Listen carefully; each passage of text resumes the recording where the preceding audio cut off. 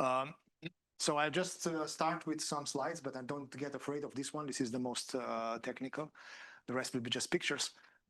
Since I showed you 2 days ago in the first lecture, I showed how to construct integrability structure for Yang-Baxter integrable circuits.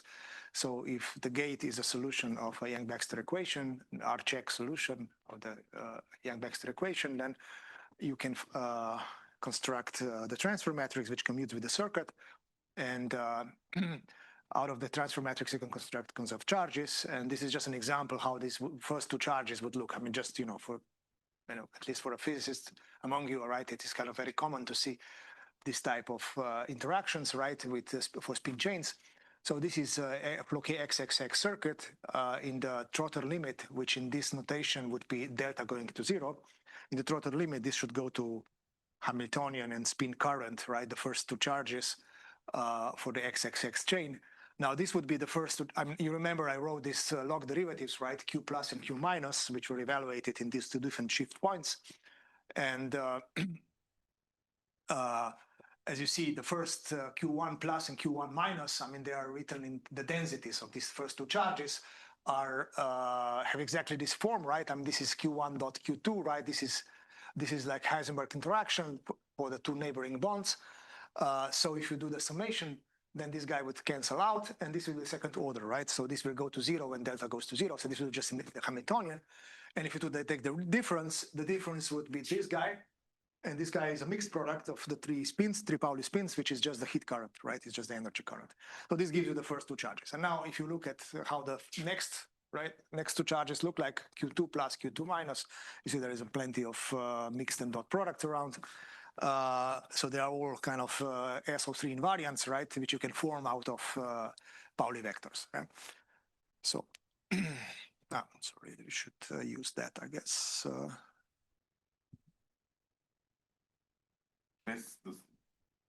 Space bar. Space. Okay, that works. How it will work also. Okay, like that. Okay, so now let me just. Okay, now let's just to give you some motivation of why one should be interested in this kind of systems. So that's again for a repetition, right? I mean, this is the structure of our circuit, right? This is the sort of standard brickwork structure where this gate is just the XXZ gate or 6-vertex model, right? It's a vertex of a 6-vertex model in the unitary realization. And this is the phase diagram of this model. So if you are thinking of I mean, I will show later some vector slides, but I will today talk about, how to derive this type of pictures. I mean, this is now just a teaser, right? I mean, for example, this is the Drude weight, which is the coefficient of the ballistic. I mean, is the transport coefficient of measuring the ballistic transport at high temperature, or I mean, in this case there is no temperature anyway, but it's a transport coefficient characterizing ballistic transport in this model as a function of the deformation parameter, and this is cosine eta. So that just eta is related to Q parameter, right? So eta 0 means free fermion case, right? And these are all the kind of delta less than 1 regime, right? This is a real eta or unimodular Q, right? And you see that you have this fractal kind of structure of the Drude weight, right? And this is what you get from analytical calculation based on the conserved charges that I will discuss today. This is what you get from a student who does TBD numerics, right? When he pushes TBD numerics for longer and longer times and derives Drude weight from the autocorrelation function of the spin current, right? That's what he gets, right? So now you see that you can get something that really kind of nicely collapses to a fractal. Of course, you cannot get a fractal from finite time numerics, but you see that you very well approach the fractal, right? So that's, and then I will try to explain this confederation phase diagram later. Okay, so now the people at Google decided to look into this as well. This was already a couple of years ago. They simulated this XXZ circuit, and they found that they can reproduce, I mean, they can basically find bound states of quasi-particles, the so-called strings of Bethe excitations in their quantum simulator. And Now I'll just give you a little bit of, I mean, I'm sorry for the expert, I mean, for colleagues which are closer to this, which probably have seen this a couple of times already, but I mean, since this is supposed to be a pedagogical lecture, I think I have to give this kind of introduction. So this is the kind of the first numerical experiment we did in this on this model in 2017, where we found some unusual features of spin transport at high temperature in the Heisenberg model. I mean, again, the model is what I discussed in the first lecture, but now I'm giving you kind of interesting physics of this model. So this is a high temperature physics, which is very different from what people usually look at. I mean, when people look at kind of non-equilibrium transport, they would usually look at some sort of a domain wall initial condition, which is like a low temperature physics, right? But here we decided to look at high temperature initial condition. That means we look at almost fully mixed state, right? At the two ends, to half infinite, or two parts of the spin chain. But we only slightly polarize them, right? So this mu is a polarization parameter. So this is the initial density matrix. It's a mixed state, right? You take the initial state, which is a density matrix in a bipartite state, but the left part is only slightly up-polarized and the right part is only slightly down-polarized. And then you again run your TBD numerics. I mean, now physicists have rather efficient numerical tools to simulate this kind of one-dimensional many-body interacting systems, which allow us to access times of the order of a few hundred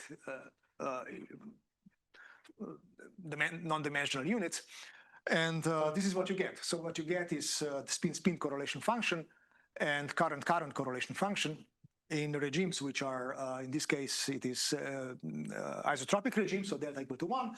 In this case is easy axis regime, which is delta larger than 1. Now, this is for the Hamiltonian case, but of course, very similar physics emerges also for the circuits. And this is what you get for the, I mean, I will not go much into details on this. I will maybe show only this figure, which has been done a couple of years later, where it really raised the eyebrows first of us and then also of the community. So first we found that this is just focusing on the isotropic case, comparing the continuous time and circuit models. And here we only look into spin-spin correlation. Well, this is still both spin-spin correlation and current-current correlation. And for the spin-spin correlation, we compare with Kraus-correspond, a scaling function which is supposed to describe two-point functions for random initial condition in the KPZ universality class. And what we find is an excellent or perfect agreement, which suggests that this model might be in KPZ universality class, so as a quantum integrable model.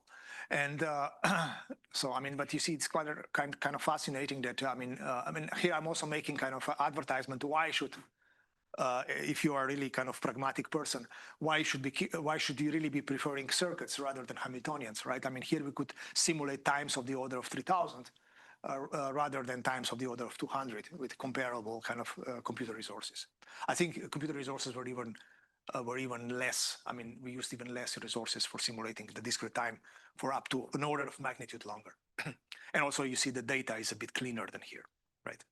The data is actually, I mean, this is Gaussian, this is Kraus-corespond. So this is like two-point function perfectly agrees with KPZ. Now, then there were people doing experiments. I mean, as I said, people really raised the eyebrows and they started doing experiments. First, there was a group by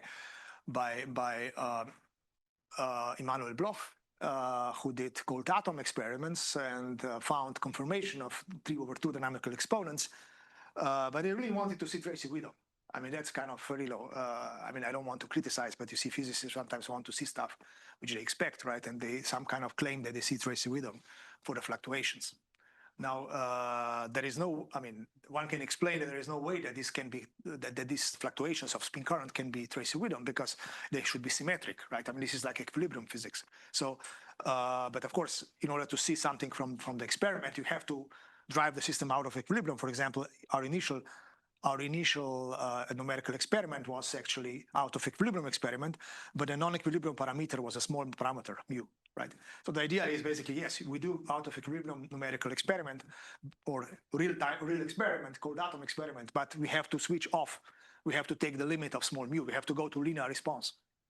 And the phenomenon is still there. So there is actually a way how to measure 2-point function out of 1-point function out of equilibrium, right? In the limit of non-equilibrium parameter going to 0. So, right. So, yeah, so now I'm claiming, yeah, this kind of claim was actually wrong. I mean, they see nice conformation of 3 over 2 exponent, but they also kind of claim that they see kind of skewness, which is green with trace Widom, which was just sort of coincidence. Then there was actually real kind of solid state experiments from neutron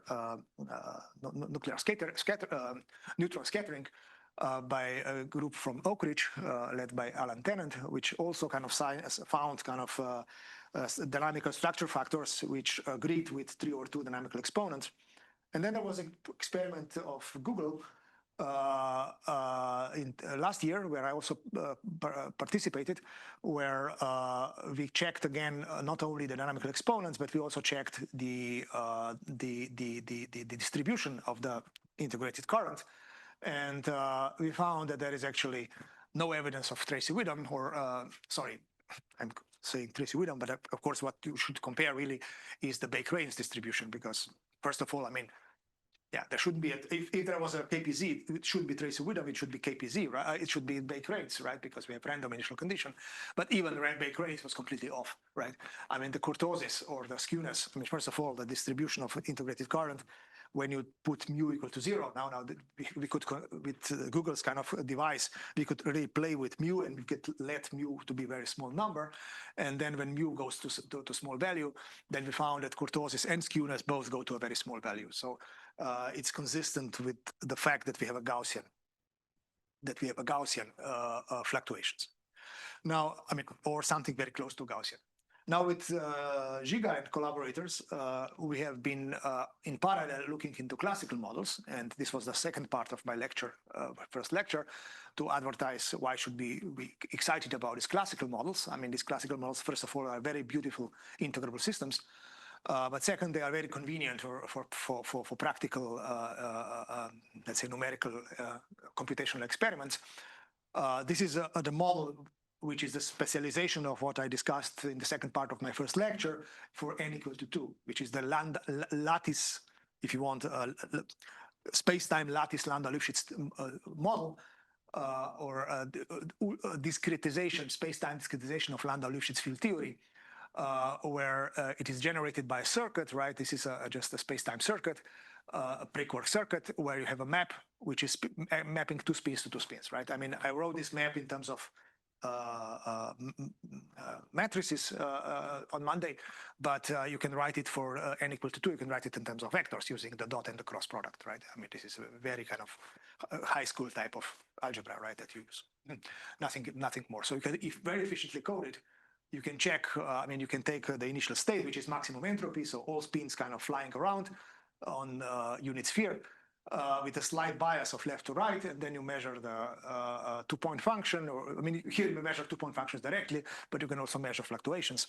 But first, let's see, 2-point function is again marvelously Parhofer-Spohn, and if you go away from the half-field case, if you go away from the SU2 symmetric initial condition, then you get a ballistic transport, and then you get ballistic scaling, so that profiles of correlation functions scale on with the variables x over t, so on the Euler scale.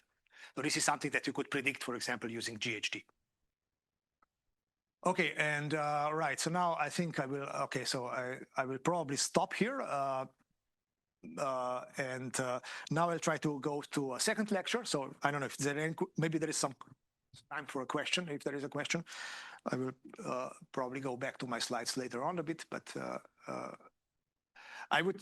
I could have also spoken a bit about fluctuations, which would be kind of interesting, also in relation to maybe seminar of Mohiro yesterday, but I probably have to limit myself a bit, so I will not speak about fluctuations, even though Giga can tell you more about it. I advise you to talk to Giga if you're interested. But I will now go back to my program of my lectures, and I will stop my slides for a moment and try to discuss okay, so open quantum systems, open quantum spin chains, or open circuits. And there is some interesting physics applications of that, which is for the ballistic transport and fractal Drude weights. But that would be just kind of motivation for why should we doing this. But there is no question on this kind of empirical part. I will then close this and go to my slide.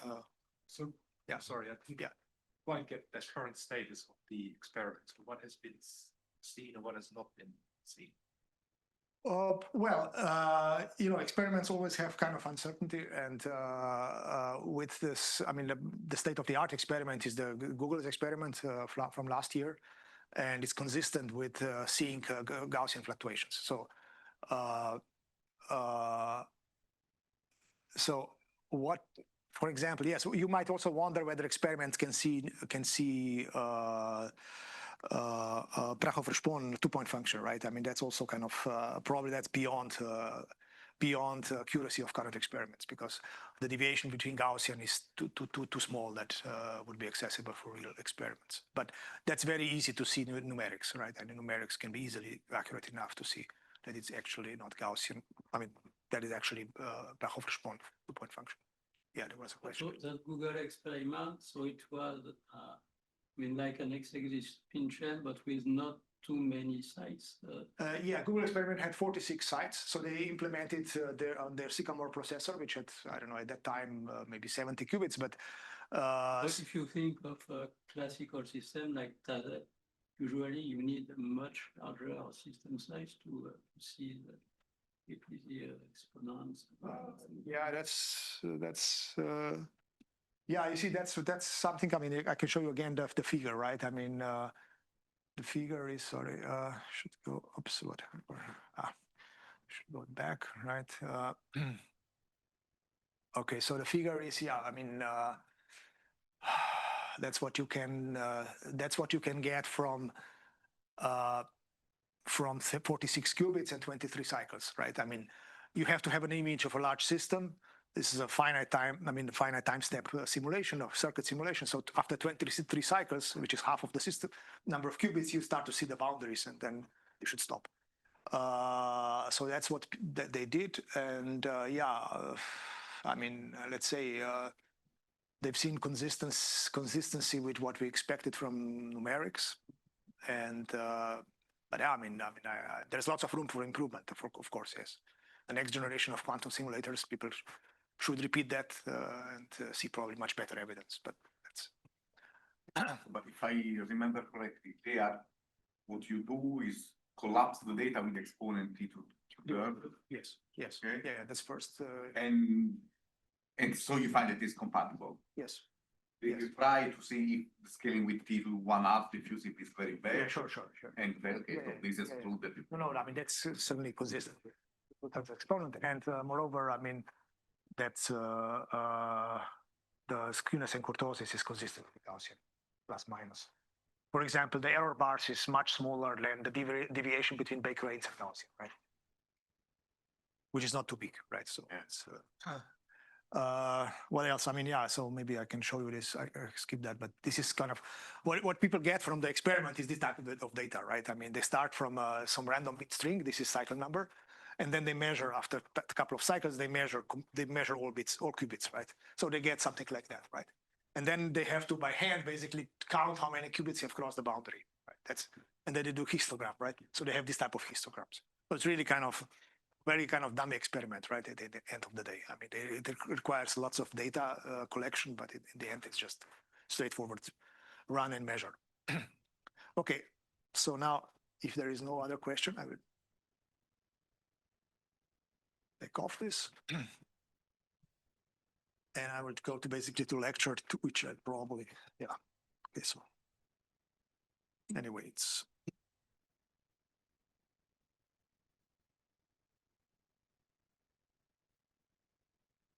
So boundary-driven dissipative circuits.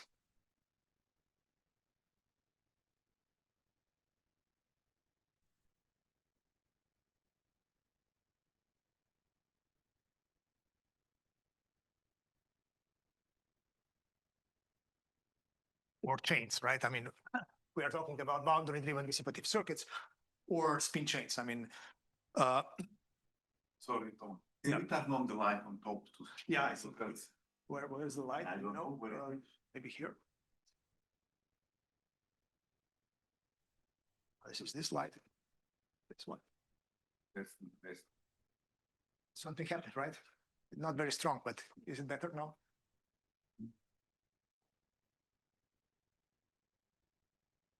Okay, that's okay. Right. So what we are trying to do now is basically do some sort of like an open ASEP, right? But for quantum spin chain, right? So we are having some spins, right? Some qubits, and we want to couple them to some stochastic boundaries. Suppose there is an integrable spin chain, right? Like XXZ. This is our canonical model, right? And now there is a kind of interaction along neighboring spins, right? Provided either by Hamiltonian interaction or by gates of a circuit. But then we want to have some sort of dissipative interaction of the first and the last spin with the boundary, right? So this will be like, I don't know if these are spins, the boundary you can understand as a kind of macroscopic magnet, which enforces some polarization to the end of the chain, right? So then you want that this chain kind of is enforced into some non-equilibrium state, and from this, I mean, you want to compute that state, or you want to compute observables in that state, and want to learn something about non-equilibrium dynamics, right? And out of equilibrium steady state dynamics. So that's the direct kind of I mean, like a physicist motivation. Why should one be interested in this? And the situation is a bit different from ASEP, right? Because in ASEP we have a stochastic system, which is stochastically coupled to the boundaries. Now what we have is a coherent system, a quantum system, which is completely coherent, which you couple stochastically to the boundaries, right? So this is one motivation why one difference why. I mean, in terms of physics, this could be fundamentally different from ASEP, but in terms of mathematical physics or formal methods, right? It's kind of, it turns out it's quite close, right, to how you treat open classical stochastic systems, right? So now, but since I decided I will frame everything in terms of circuits, right, in my lectures, so I will try to now to explain how to solve this problem for a boundary-driven circuit, right? So now. First, we have to now provide a channel formulation of this process, right? So a quantum channel, a dissipate, there is a theory of open quantum systems, right? And any quantum map, which is consistent with the laws of quantum mechanics, right, can be written in terms of a channel. And channel is a completely positive map, right? A trace-preserving completely positive map. So, and in this case, it's very intuitive how to write such a map, because that map has to be a perfect unitary circuit everywhere except for the first and the last spin, right? So when I have to now write the corresponding quantum channel. Now for the continuous time case, of course, what we get is the famous Lindblad-Gorini-Sudarshan-Kozakowski equation. But we don't even want to get there, right? I mean, we just work directly with the channels, and everything is maybe mathematically more intuitive than doing it for the Lindblad. So what we get now basically is a dynamics, which I will write as an iteration. And this M will be a quantum Markov chain, if you want, right? Which I will decompose into, again, two layers, right? Odd and even layer. And the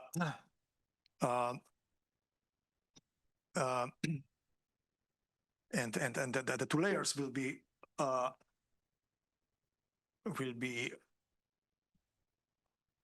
written in terms of the so-called Kraus operators. So first we will decide it. We'll do it in two steps, right? We'll do the application of the unitary on the density matrix, and then we'll take two Kraus operators for each boundary. So for example, for the right boundary, we'll take what I call KR, and then for the left boundary,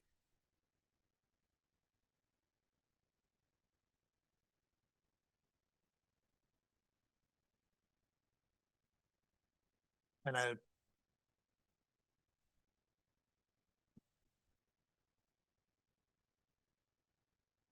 okay. And of course,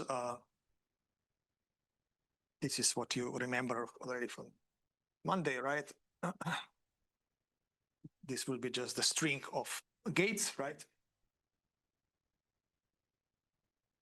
And then there will be possibly a magnetic field on the right. So there will be L sides.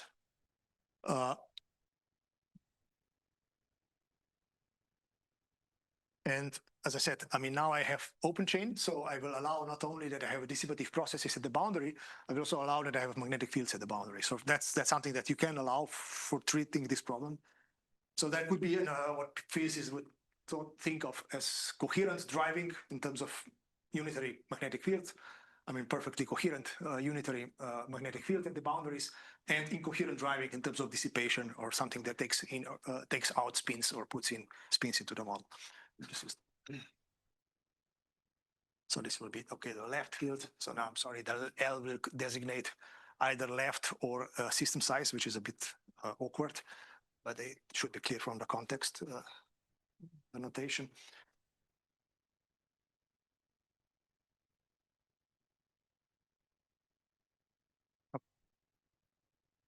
Now, it turns out that, I mean, I will write a diagram, I will write a picture, which I will sketch a picture which will make this kind of formulas much more clear, but hopefully, but let me just finish with this setup. So it turns out that the Kraus operators that you need, well, Kraus operators which implement the simplest kind of dissipative process that can be treated analytically.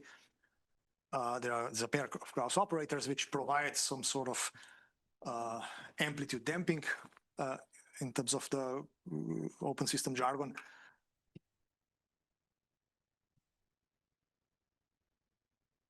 So that's well, this one is a bit, I would say just the diagonal matrix, but you know, it's a bit lengthy.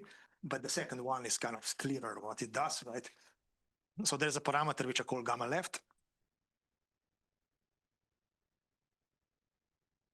And then there is the right one, which is very similar, but just it has a minus and plus.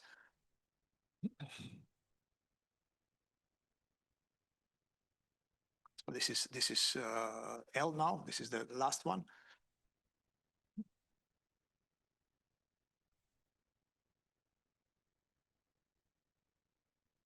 So there is this parameter, right? Gamma right, and here it is gamma left. There is magnetic field, B left and B right. So there are four parameters, four physical parameters, right? Like in the ASEP, you had alpha, beta, gamma, delta, and I have four parameters, right? And these parameters are kind of driving parameters. And right, and now if you know what Lindblad equation is, right? I mean, the continuous time limit, this reduces to the Lindblad equation, which is generated by a Hamiltonian, which is just the XXZ Hamiltonian, and the Lindblad jump operators, which are just in the Lindblad limit, in the down to zero limit, we have the Lindblad equation with two jump operators, L1, which is square root gamma left sigma minus, and L2, which is square root of gamma right sigma plus. So this is like the simplest minimalist kind of Lindblad equation, which drives the spins up and down at the two boundaries. Now you can ask, I mean, couldn't I afford to have two processes like two processes at each boundary, which would not only, I mean, this is like a kind of perfect source and sink of spins, right? I mean, left boundary is a source of spins and the right boundary is a sink of spins. And this works. I mean, this can be solved. This is an exactly solvable model. If you want to have a pair of processes on each side, then this is unfortunately no longer solvable. So you cannot have alpha, beta, gamma, delta like in ASEP and be able to solve this problem. It turns out you can only solve this problem without any backscattering. So just perfect source and perfect sink. Okay, and right, so now the next step, which is kind of needed to solve, I mean, to treat this problem kind of compactly, is the vectorization. Well, yeah.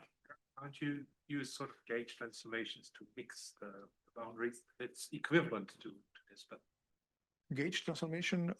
well, normally in like in ASM or open spin chain, you can transfer some boundary parameter. You can say make one boundary of a triangular,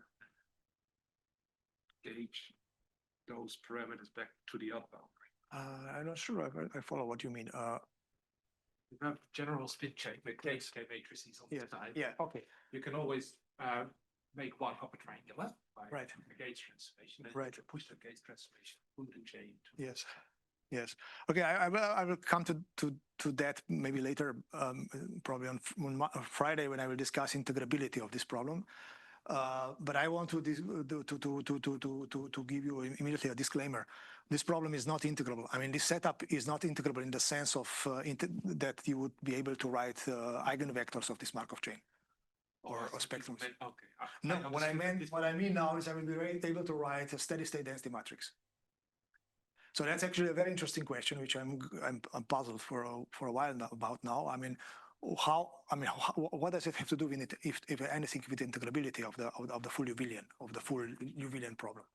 It's, you know, in ASEP you can write, or in all the classical stochastic processes, whenever you are able to write a convenient compact matrix product expression for the steady state, you also find that the whole thing is integrable, right? I mean, I'm not sure if, or at least the cases I know. I don't know. Maybe there is one example, which is not the case. Matrix product works, but probably it's not integrable. Exactly. So fine. Then what I'm saying here, this is a generic case. All the examples I know, actually almost all. I mean, I will discuss probably not today, but on Friday I will discuss one example for which we have conjecture that it's integrable, but we still don't know how to write the corresponding beta ansatz equations. But in generic cases, we have very firm numerical evidence that the whole problem in Ljubljana is not integrable; it's chaotic. But the steady state sometimes can be written as a matrix ansatz, which I will show now. For example, in the simplest model. Yeah. So I mean, it's kind of it's not clear. I mean, how these two go together. So also the question of K matrices. I mean, I don't see how this relates to K matrix, reflection algebra, and K matrices. I mean, this is something much more naive, right? This construction. It's not yet understood how. Actually, I also was puzzled by this for a while. I mean, I still haven't understood this in any way. How can I classify solvable boundaries, right? Because that's not K algebra, right? I mean, if it was a K algebra, then this would be an integrable problem, but it's not. It seems not. Okay, so now let me just, you know, show you how to understand the solution in a simple case. So I will use so-called vectorization. So instead of a density matrix, and this is just a general kind of way how we physicists think about this. So we have a density matrix, right? Which is, you know, it's an operator, right? Which in Dirac notation can be schematically written like this. And then we map it, and we just say, okay, now instead of treating it as an operator, we treat it as a state. So we make this kind of bilinear or semi kind of, I don't know how we would call it, because here you have to conjugate, but I mean some sort of semi-linear mapping, right? Which maps a density matrix to a double state, to a state in double Hilbert space. So you can think of this as a tensor product, right? So something like that, right? So, I mean, again, diagrammatically, what we will do is we will take a density matrix, and then we will apply to it a gate, which now will be a double gate. For the beginning, I will just write it like this, at 2 squares, right? On one, I will put tau. The one behind has minus tau. And that's just a cartoon for the following diagram. Density matrix is a box, right? And then you have a gate like this, and then another gate like this. So it's like the Schrödinger picture, right, of dynamics, where you take minus tau here and tau there. And if you want to put arrows, you can put arrows like this. And now this corresponds to having arrows for the top box in, for the bottom box out, and here vice versa, right? I mean, of course, I will not complicate further on, but this is just a procedure which is sometimes referred to also as folding. It's just to understand density operators as states, right, which are propagated by boxes, and these boxes have doubled wires, right? There's wires which are twice thicker. So instead of having qubits, for example, spin 1/2 would be qubits, but then we have qubits with d equal 4, right? Well, I mean, then using this kind of diagrammatics, then we can write very efficiently, very conveniently, we can write the machine which implements this Markov chain, right? That's would be, again, two-layer thing. I mean, I will just write a simple example. So I will just do that.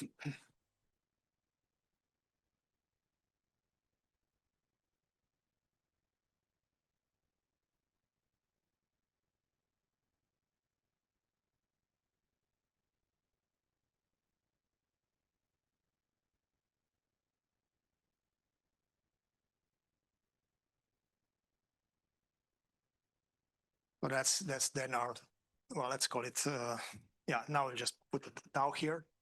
This is a doubled gate.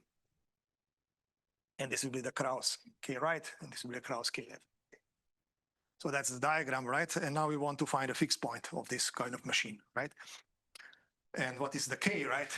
K, just to show you what is the K. The K is acting on the density matrix. So then it's like a density matrix. Now it's a density matrix of a single qubit, right? I mean, just acts on a single qubit, right? And then it has two boxes, right? On top and two boxes below. So here it is e to the I b sigma z. Here it is magnetic field. And here is the Kraus operator KL, right? And here it is e to the minus I b z, b sigma z. Here it is Kraus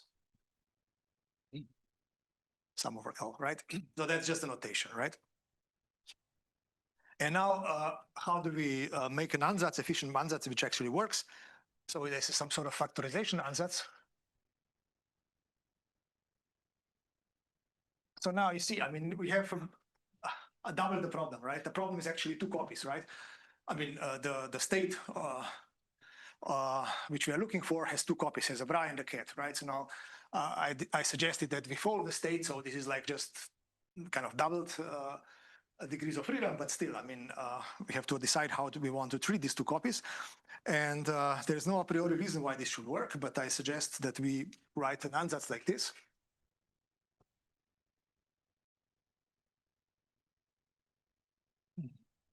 So this is a density matrix, right? And I write it as a kind of decomposition, which it turns out that if you think of this as a many-body matrix, as a matrix in a qubit, in a kind of computational basis, in the sigma z eigenbasis, then this is just a Koleski decomposition. So this is just a decomposition in which omega is an upper triangular many-body matrix. So so it's kind of convenient to have this, but still, and it's always, I mean, in these models that are solvable in this way, it always happens. But again, I mean, the kind of real reason why it happens is still kind of mysterious. So that simplifies the problem, right? You will see immediately why. So now the problem is now to find an efficient ansatz for this, what you might call an amplitude operator, right? I mean, this is like a probability, right? A density matrix encodes probabilities in quantum mechanics, and this encodes amplitudes, right? There is a quadratic relation between the two. So now there is this matrix ansatz. So that's the matrix ansatz for this amplitude operator is, well, now we want to have a circuit, right? So now this guy actually looks like a transfer matrix, right? I mean, the idea now is to write a transfer matrix of that guy, and actually it would be, yeah, now I have to use to get some space, but okay, let me just write in ansatz over there to see how this works. I have to write some diagram.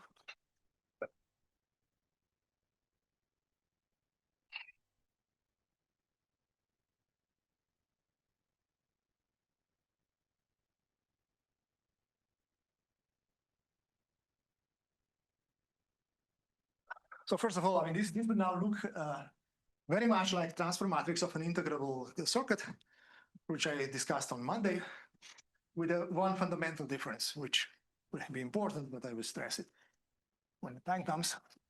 So instead of doing the trace, I will now take some sort of highest weight state. This is in auxiliary. Well, I will explain which space this is in space A. And then I have a Lux operator, which I also explain what it is, which acts on two spaces, space A and physical space 1. And it has two arguments.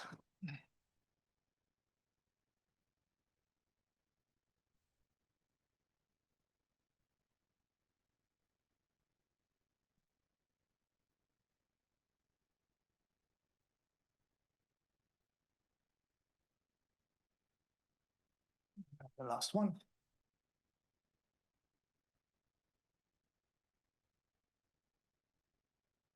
So this is the end of the state.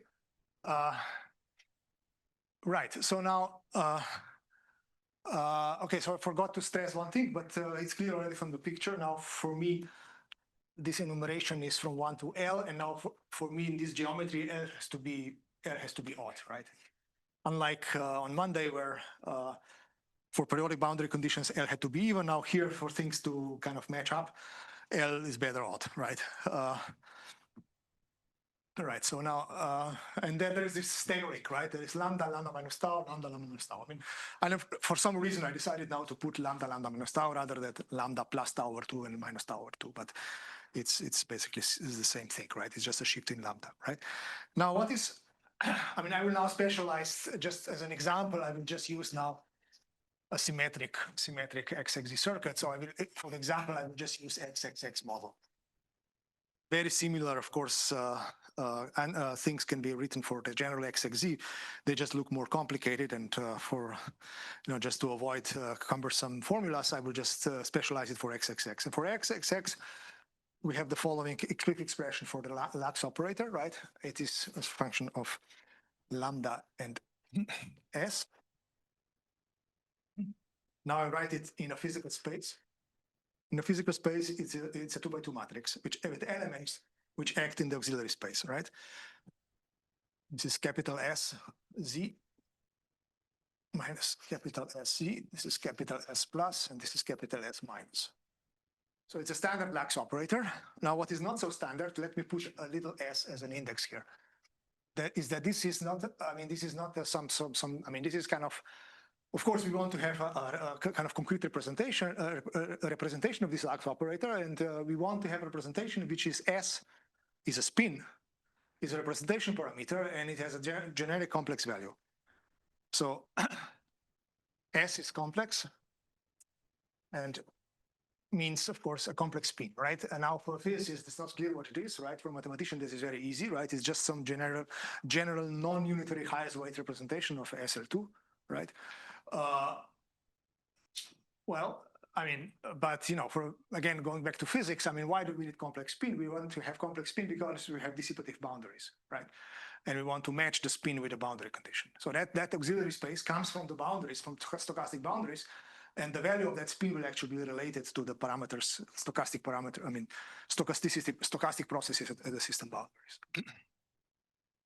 Okay, so now let me just give you explicit representation of these guys, right? So this is, I mean, this representation has to be infinite, right? This is not a finite representation generically, because when you start from a highest weight state, which has spin S, which I call 0, then there is no lowest weight state. There is no termination of the series, right?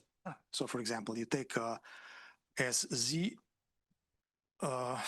SZ would be, I'm again writing Dirac notation for this representation. Okay, from 0 to infinity, S minus K, K. So SZ 0 is little s 0. It's a highest weight state. Then S plus, and then you cannot write S plus so that it will be joined to S minus, because the representation is not unitary, but they have to be fundamentally inequivalent. So one of them is 2S minus K, S plus, S minus.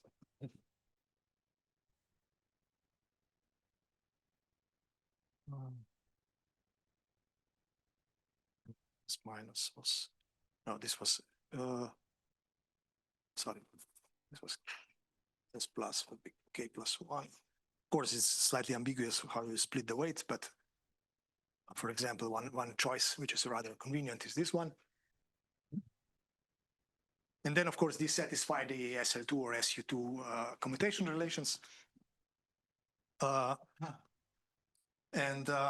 Right. And now the question is, when is this a fixed point? All right, now we want to have a fixed point condition. When is this a fixed point? When is this ansatz in this way, right? When does it provide a fixed point? So now let me just so now I will just state that there is an explicit, there is an explicit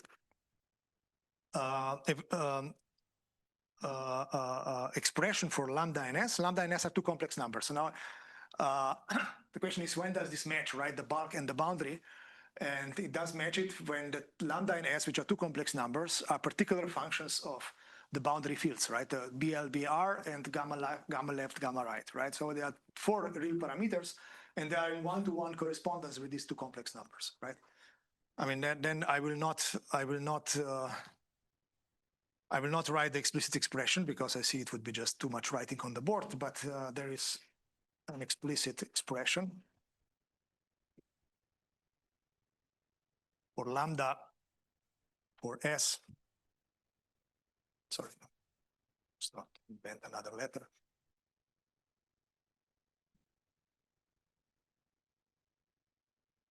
And then there is another parameter which I will call chi.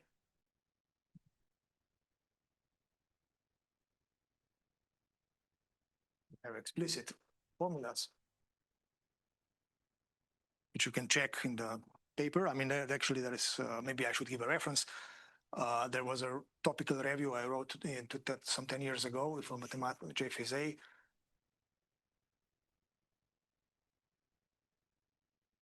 Where you can find explicit expressions for all that, for this most general setup. But for the purpose of the lecture, probably it's more useful to see how this actually works.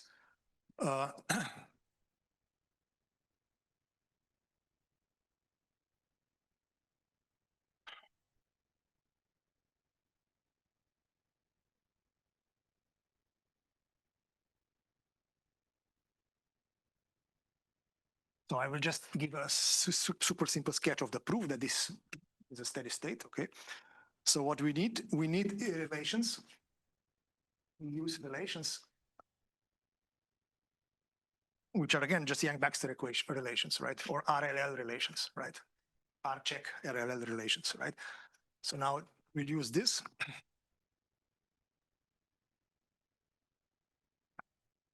Now, this guy I will actually imagine to be this L. I will imagine to be this machine, right? Which has, I will use stick lines here. This has a complex spin on a horizontal line and a physical parameter, let's call it 1, which goes to 1 prime. And then there has a value lambda, and that's it. Okay, so now I will do now, and of course,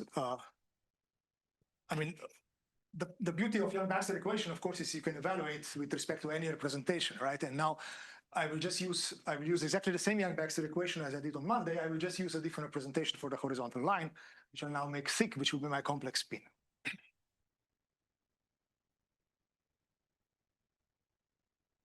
And this will be equal now to, so now let me finish. Now this will be lambda minus tau.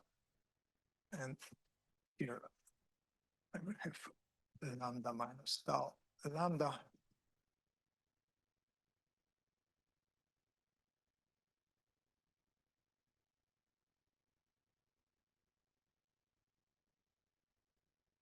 So what is our density matrix?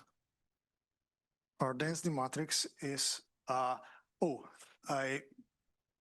okay, so there was one thing which I forgot to, I already raised it, but one thing in the ansatz I forgot to mention. In the ansatz, no, it's still there. I mean, there was one thing I forgot to put in the ansatz, which is the a diagonal matrix, or else, so there is each qubit has to be twisted with the diagonal matrix.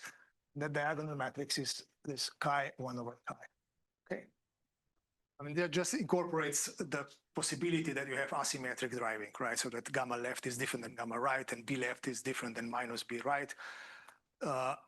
So if there is some asymmetry in the driving, then you need this kind of twist parameter chi, which in my case is actually a real parameter. And you have to have something like that. So now, yeah. And so how do you now handle this? You take, I mean, I'll just now make a sketch of an example. Let's say 5 sites. Sorry, I need a bit more space here.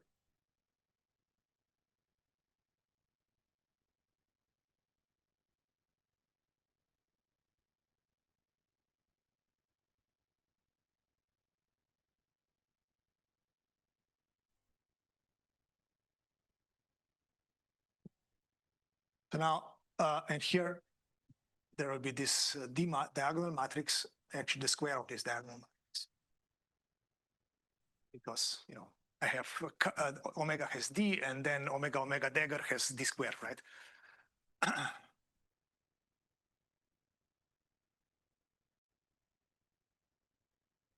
So that's the kind of sketch, right? And then you have this staggering of spectral parameters, lambda minus tau, lambda minus tau, and so on.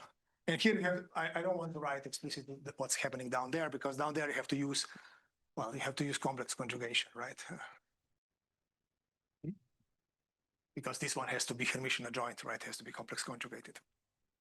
So now, what basically you need, right? You need just the Yang-Baxter to show that almost commutes. I mean, that is, well, it doesn't. I mean, when you apply whatever, when you apply the Markov, I mean, the channel to this ansatz, right?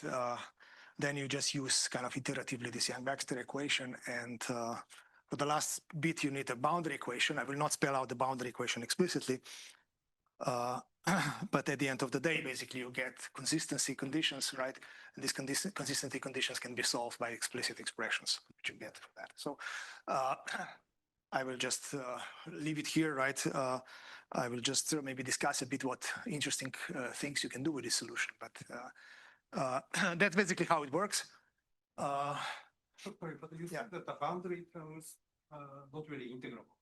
No, it's just, you know, you need to provide some sort of cancellation of the boundary terms, right? Because now this just gives you some sort of bulk, right? And this bulk is just shifted. I mean, it's just swapped by one iteration. It's restored by by the complete cycle. You need to manage the boundaries, which get kind of deformed, right? And then only for this kind of boundary processes, right, you can get the boundaries kind of, I mean, the things kind of are restored at the boundaries. So that's just, yeah. So it so happens now I can just tell you what is the list of models for which we can kind of implement this, right? Apart from XXZ, we can do this for arbitrary SUN chain. But then we can do it also for the Fermi-Hubbard model. And we did that also 10 years ago. And it was kind of quite a, let's say, non-trivial calculation. At the end of the day, we needed a representation for the Lux operator for the Hubbard model, which we didn't find in the literature because we needed a complex spin. And talking to experts, I was still not able to find any link to existing knowledge about representation theory of the Hubbard model. Anyway, you can construct it using explicit. I mean, you know what you want, so you can construct it. So there is a complex spin representation for the Hubbard model, which works in the same spirit.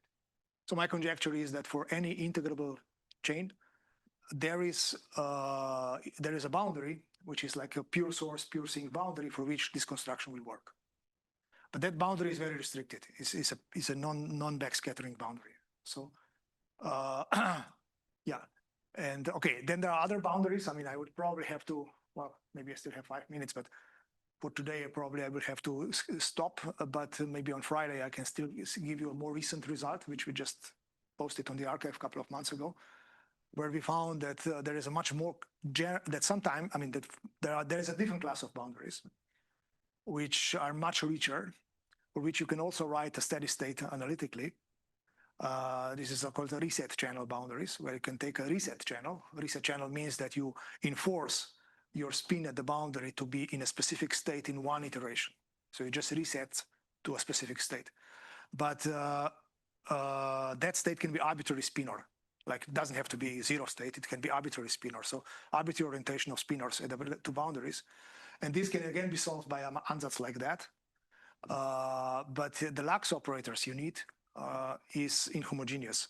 Explicitly depends on the location of on the lattice. Not only that it's inhomogeneous, I mean, it is explicitly inhomogeneous. I mean, and actually, again, I mean, talking to experts, I mean, I would like to have some feedback because I have not seen solutions of Yang-Baxter equations which would manifestly be inhomogeneous, right? So now we need empirically inhomogeneous solution of Yang-Baxter equations, something that fundamentally depends on the which means that lax operator explicitly depends on the position.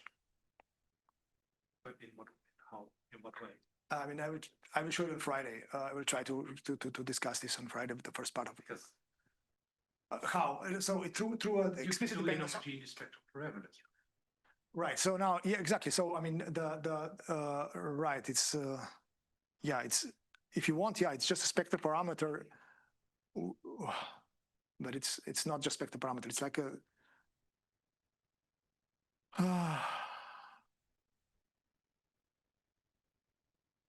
Yeah, I mean,